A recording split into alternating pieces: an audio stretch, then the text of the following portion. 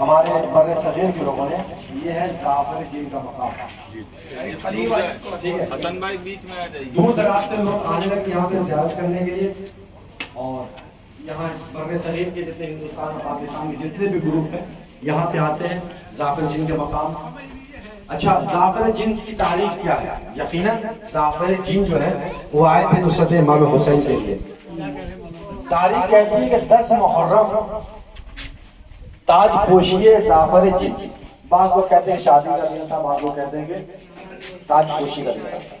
الغرض تاج پوشی جشن کا ماحول تھا. 10 محرم کو ہر سال جناب زعفر اپنے گھر میں ایک محفل سجاتے تھے، اور جتنے اجنہ ہیں دور دراز سے جناب زعفر کے پاس پہنچتے تھے، ان کو مبارکبادی پیش کرتے تھے، کیونکہ جناب زعفر جو ہے اجنہ کے سردار ہیں. 10 محرم امام حسین علیہ السلام حل من ناصر ینصرنا کی آواز بلند کر رہے تھے. 2-3 جن یہاں سے جا رہے تھے جناب زعفر کے پاس مبارکبادی پیش کرنے کے لیے. جب دیکھا کہ امام حسین کے تمام اصحاب و انصار شہید ہو چکے، وہ دونوں جن روتے ہوئے یہاں سے گئے جناب زعفر کے پاس، اور جا کر کے جناب زعفر سے کہا، زعفر تم اپنے گھر میں جشن منا رہے ہو، فاطمہ زہرا کا لال کربلا کی جلتی زمین پر یہ کو تنہا حل من ناصر ینصرنا کی آواز بلند کر رہا. جیسے جناب زعفر نے یہ کہا، جیسے جنہ نے جناب زعفر سے یہ کہا، جناب زعفر نے اپنی محفل کو ملتوی کر دیا، ختم کیا، اور اپنا لشکر لے کر کے جناب زعفر کربلا پہنچے. وہ وقت تھا امام حسین علیہ السلام کو جب چاروں طرف سے گھیر چکے تھے دشمن، اس وقت پہنچے. جب جناب زعفر پہنچے اپنا لشکر لے کر کے، تو جناب زعفر نے کیا دیکھا کہ انبیاء کی قطار لگی ہوئی ہے، ملائکہ سب میں کھڑے ہوئے ہیں.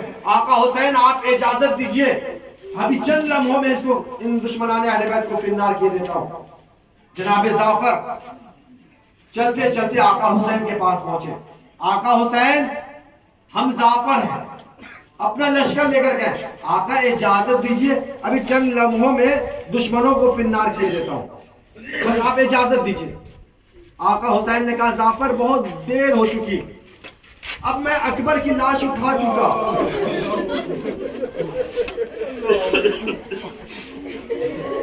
اب میں نے عباس کے شان قلم کروا دیے،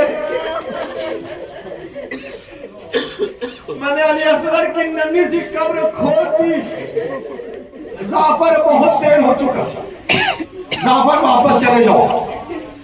اب حسین کو کسی کی مدد کی ضرورت نہیں، واپس چلے جاؤ. مولا کیسے آپ کو تنہا چھوڑ کر چلا جاؤں؟ زعفر حکم امام ہے، جاؤ. زعفر اتنا دور چلے جاؤ کہ میری آواز تم تک نہیں پہنچ پائے. زعفر اپنا لشکر لے کر کے واپس پلٹے، حکم امام تھا، واپس پلٹے، اپنے گھر میں گئے. جہاں جشن کا ماحول تھا مجلس قائم کر دی، مجلس ہونے لگی گھر میں. جناب زعفر کی ماں، زعفر کے ماں سے، زعفر آج تو خوشی کا موقع ہے، جشن مناتے ہو، زعفر یہ مجلس کیسی؟ جناب زعفر نے رو کر کہا کہ اماں میں کربلا سے آ رہا ہوں، فاطمہ زہرا کا لال نرغے ادا میں گھرا ہوا. ماں ناراض ہو گئی، زعفر تو کربلا گیا تھا، واپس پلٹ کر کے آ گیا، تو نے اپنی قربانی کیوں نہ پیش کی؟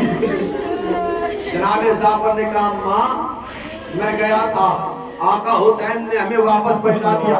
جناب زعفر کی ماں کہتی ہے، زعفر تو میرے ساتھ چل، میں آقا حسین سے کہوں گی، آقا میرے بیٹے کو میدان میں جانے کی اجازت دیجیے، میں قربان کروں گی، تو دشمنوں سے لڑے گا.